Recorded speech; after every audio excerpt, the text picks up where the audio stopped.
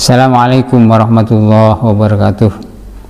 Alhamdulillahirabbil alamin. Wassalatu wassalamu ala asyrofil anbiya wal mursalin wa ala alihi wa ashabihi ajmain. Amma ba'du.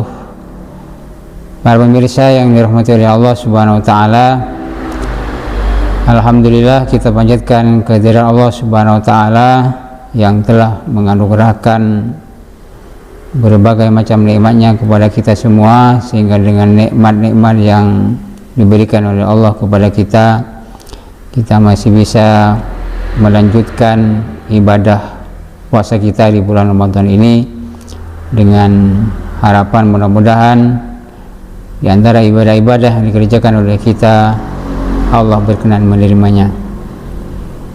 Para pemirsa yang dirahmati Allah Subhanahu wa taala, setiap tahun kita berpuasa, kita menahan lapar, dahaga, dan menahan diri dari hal-hal yang membatalkan sejak terbitnya fajar hingga terbenamnya matahari.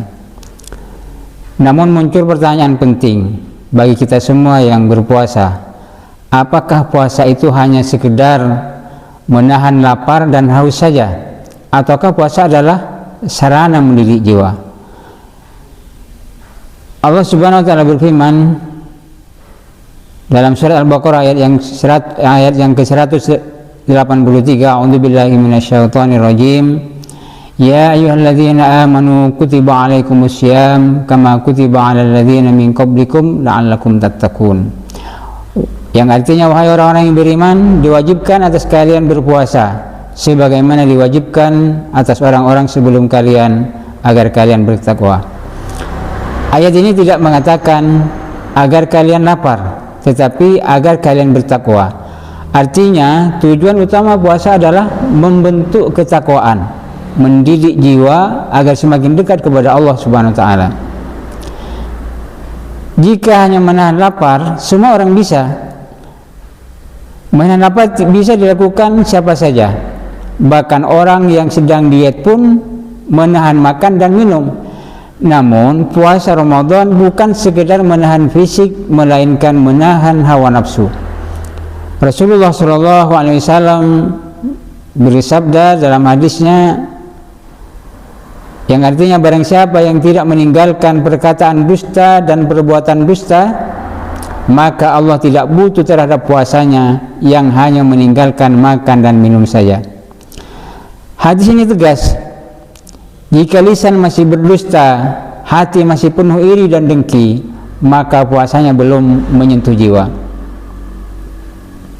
Ramadan adalah madrasah ruhiyah, sekolah jiwa. Di bulan ini kita dilatih, yang pertama sabar, dilatih kesabaran, menahan diri dari yang halal sekalipun. Kemudian yang kedua, kita dilatih ikhlas, karena puasa adalah ibadah yang tersembunyi. Yang ketiga, kita dilatih untuk berempati, merasakan lapar agar peduli kepada masyarakat miskin. Yang kelima, yang keempat, kita dilatih disiplin dan kejujuran, karena tidak ada yang tahu kita makan atau tidak kecuali Allah Subhanahu wa taala. Inilah pendidikan jiwa. Ketika jiwa terdidik, maka perilaku berubah. Orang yang benar puasanya akan lebih lembut lisannya, lebih terjaga pandangannya, dan lebih ringan tangannya dalam bersedekah. Keberhasilan puasa bukan diukur dari banyaknya menu berbuka, tetapi dari perubahan akhlak setelah Ramadan. Imam Al-Ghazali menjelaskan bahwa puasa memiliki tingkatan. Yang pertama, puasanya orang awam, yaitu puasa yang hanya menahan dari tidak makan dan minum saja.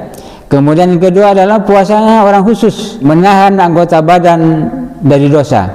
Yang ketiga adalah puasa paling khusus, yaitu puasa yang menjaga hati dari selain dari Allah Subhanahu wa taala. Hadirin yang dirahmati oleh Allah Subhanahu wa taala, jangan sampai kita termasuk orang-orang yang disebut dalam hadis kam min shaimin laisa lahu min siyamihi ilal ju'at wal atas. Betapa banyak orang yang berpuasa di bulan Ramadan, tetapi dia tidak mendapatkan apa-apa dari puasanya kecuali lapar dan haus saja. Semoga Ramadan kali ini bukan sekedar menahan lapar, tetapi benar-benar mendidik jiwa, membersihkan hati dan melahirkan pribadi yang bertakwa. Mari kita jadikan Ramadan sebagai momentum perubahan, bukan hanya ritual tahunan saja. Demikian yang dapat kami sampaikan, mudah-mudahan bermanfaat. Hadanallahu wa iyyakum ajma'in. Assalamualaikum warahmatullahi wabarakatuh.